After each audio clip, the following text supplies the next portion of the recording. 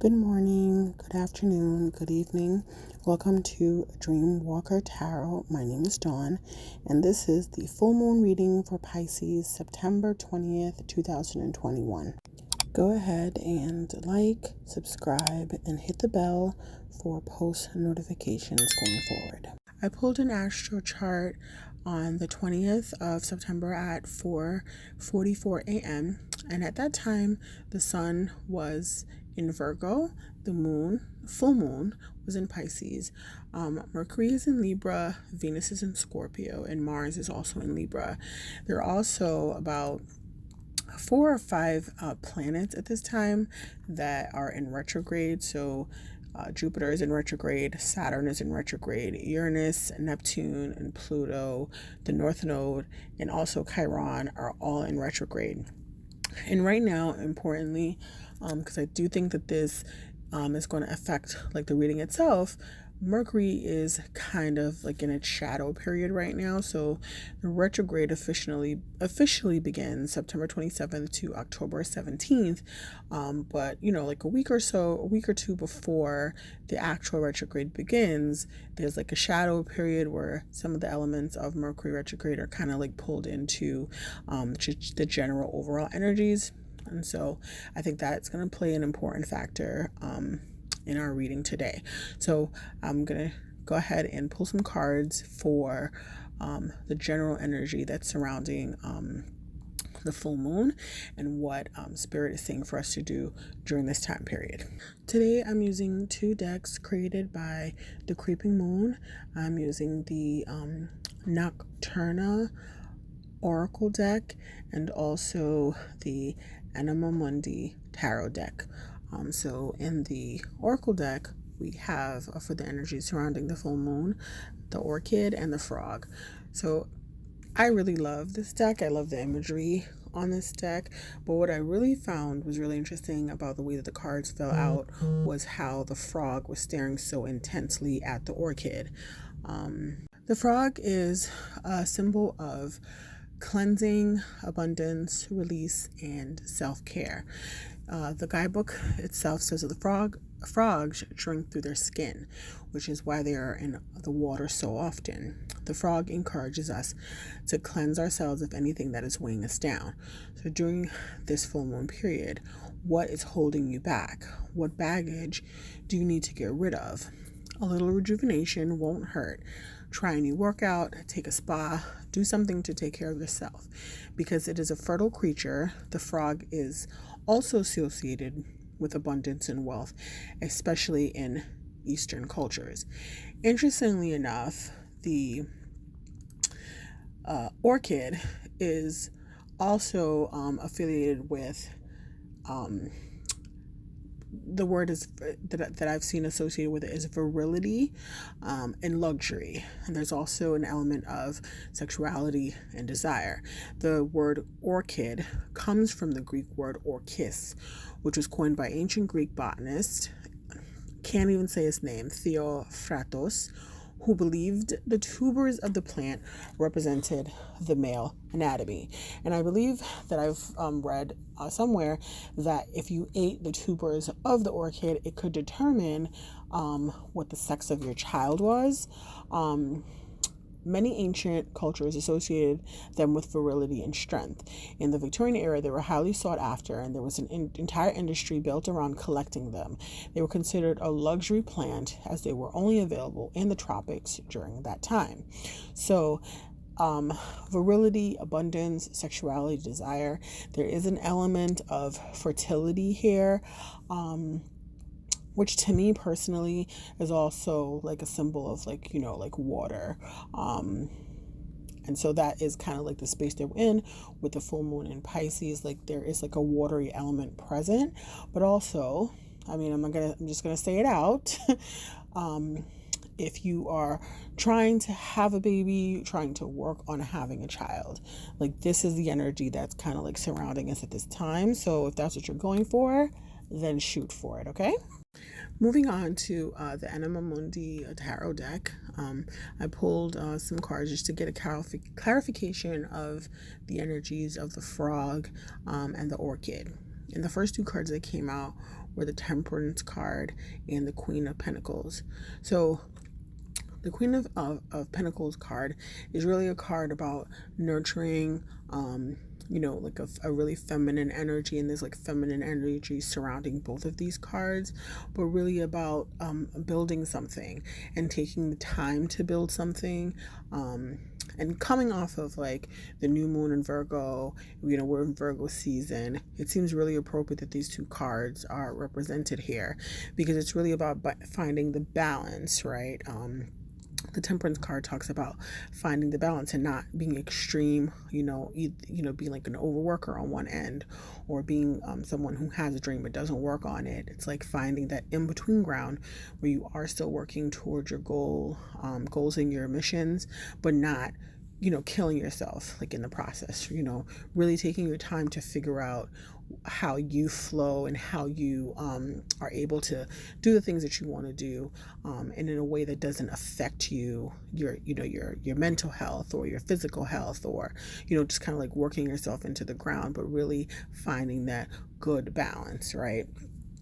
Also, again, in conjunction with the Orchid card and the Frog card, the Queen of Pentacles might feel a little heavy right now, and so water and earth together really do produce growth, which is kind of linking back to this whole thing about fertility and growth.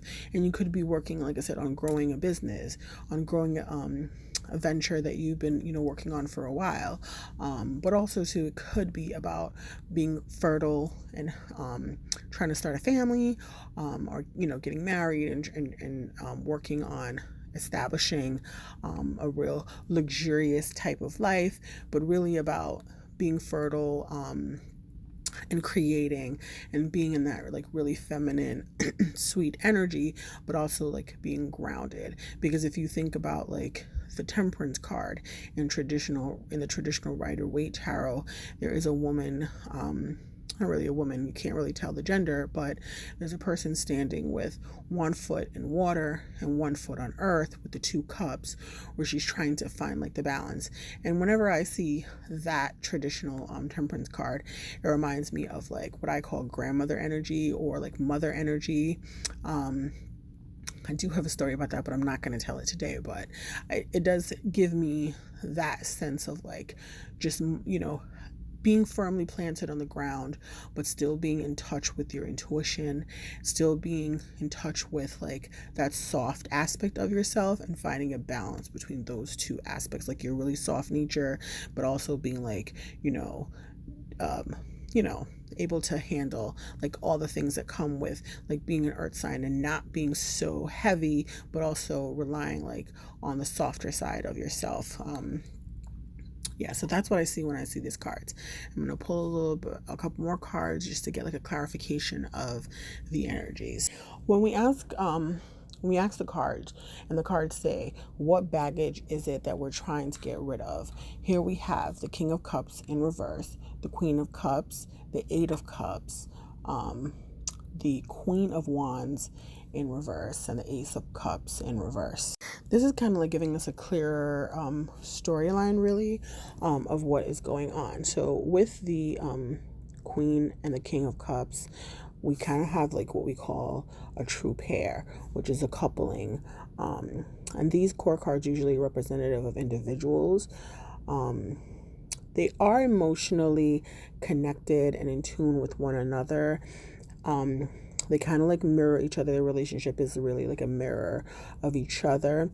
But the King of Cups in reverse, in conjunction with the Queen of Wands in reverse, is talking about like an outside person. And this person could be a fire sign, or they could have fire in their chart. They could be a water sign.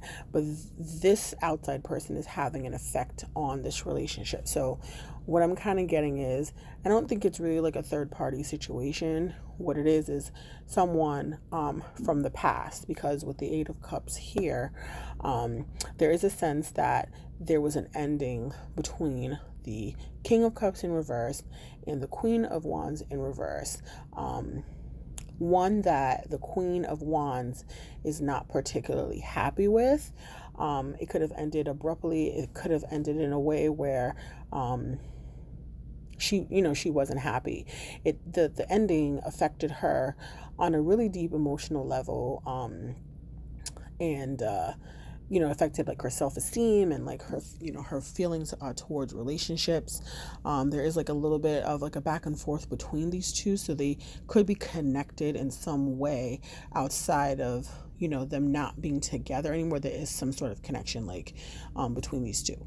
But with the Eight of Cups present, and like you see the Moon card in the Eight of Cups, there's definitely something that needs to be released between these two. Like with the Ace of Cups, there's an ending, and there's like a lot of factors, a lot of unspoken things that need to be spoken, that need to be said. And like I said, with the aspect of having Mercury in retrograde still, kind of like in the ether right now, in like the shadow period, I do think that there is a sense that this Queen of Wands individual might present herself to the King of Cups in order to like unburden herself, talking to him about the way that she feels, about the breakup in particular, what she feel like it's done to her, what it's done to her on an emotional level. And it's an opportunity to kind of like heal the situation and hopefully, move forward.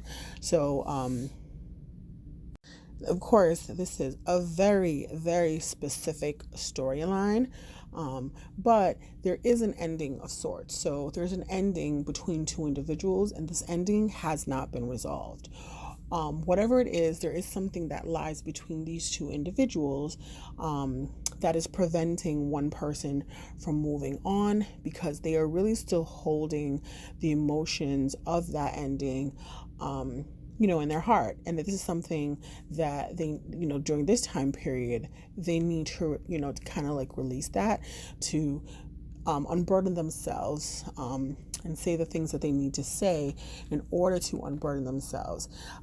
There's a possibility that these two might not speak, but regardless of that factor, there is the element of releasing the things that are holding you hostage, the pain that holds you hostage, and not carrying that and moving forward, because it does affect you, like on an emotional level, right? And it could also affect you in other ways, like your ability to move on can really be tied to certain situations that happened to you in the past. And so putting yourself in the position where you can kind of like resolve those issues.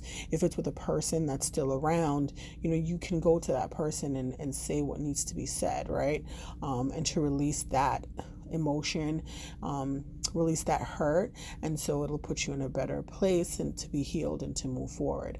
And the full moon really is all about releasing things that kind of like hold us back, the things that we want to remove from our lives that we feel are keeping us stagnant. The full moon energies really support that right now. So if you are the Queen of Wands in this case, by all means, say what you need to say.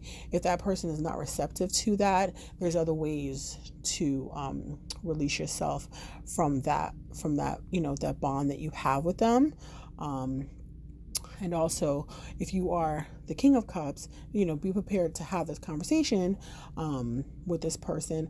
The relationship between you and this person kind of leaves you in like a really weird place where you're okay with your Queen of Cups, but you're not in a good place with your Queen of Wands. And this is an opportunity to kind of like set that situation, right, and kind of like move forward with a new slate, right? Moving on to the advice cards, the first card that was pulled is the Thread card, right? The Thread card reads, life is a tangle. So much happiness simultaneously and circuitously, leaving us grappling for meaning and direction in a network of distractions. When we connect to the energy of the thread, however, we strike the deepest vein in the body. Our whole being responds to its tug, meaning it's pumped through our bloodstream, our mind, and our spirits are lifted.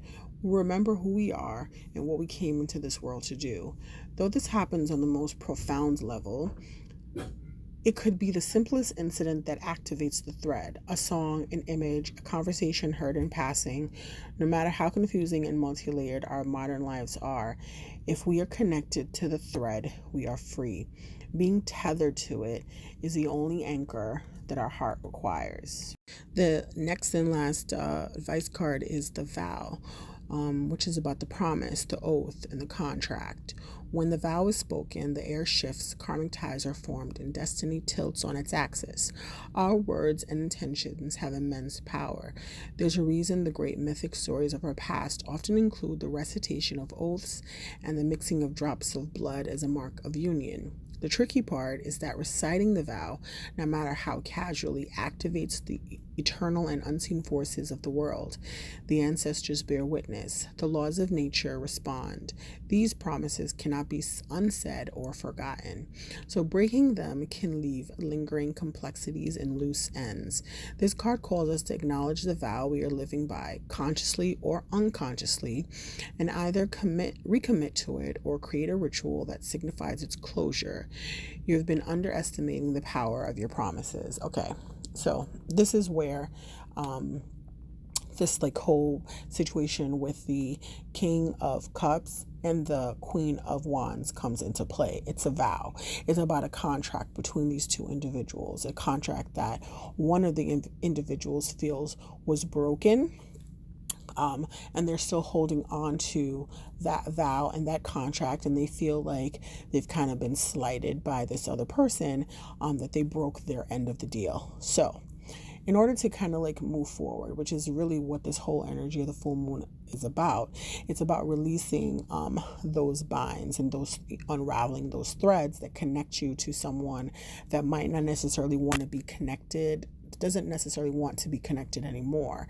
It's really about releasing yourself from that vow, whatever that promise is that you made with another person.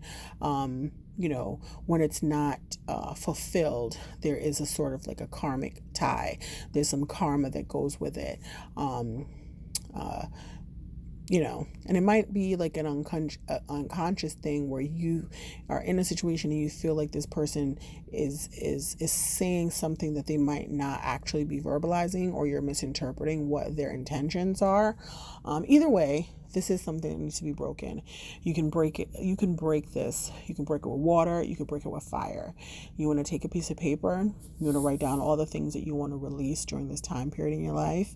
Really sit with the piece of paper and write out, your message to the universe about all the things that you feel like are holding you back, and the vows and the contracts that you've made that that you want to revoke, or that you want to unravel, that you want to relinquish. And then you're going to set that piece of paper on fire. Do not burn your houses down. Use a fire safe container and light that piece of paper on fire and release it. You can go outside after it's turned to complete ash and release it under the full moon. You can flush it down the toilet. My mom used to do this thing where she would say, if you want to tell a secret that you don't want anyone else to hear, you go and you speak it into the toilet, and then you flush it. So you can do it that way, or you can give yourself a bath to release yourself from the ties that bind you or that you feel like are holding you back. Give yourself a salt water bath. That always helps with releasing and cleansing energies. And so during this time period too, you want to cleanse out your home, do a full cleaning top to bottom, get rid of old items in your house that you no longer need. Donate to the Salvation Army, or just, throw them away. Clean your home, sweep and mop the floors. Open the windows and let all the cool air come in, let that breeze flow through your home, and just cleanse your space and cleanse yourself of all the negativity or all the things that you feel like are holding you back. And once that's done, you'll feel the lift and you feel the shift energetically. in terms of like cleansing yourself, right? With the frog card, that, all that is associated with cleansing yourself also. But eat lots of fruits and vegetables, drink lots of water. If you can do like a juice cleanse or like a liquid cleanse, do that. But really cleanse yourself energetically so that you can get rid of like all the baggage that's holding you back, emotionally, physically, and mentally. And those tips I feel like would really help you. So the full moon is at its highest point tonight, I believe, about 7:30, 7:40 p.m., right? You have the space and time to do that tonight, then do it. But that full moon energy lasts for about 3 days before and 3 days after the full moon. So I think up until Thursday, if you want to do this ritual to release yourself, to cleanse yourself, you can do that. Thank you so much for listening. Please leave a comment, like, subscribe, hit the bell. Let me know how this, is present in your life at this time. Thank you so much for listening.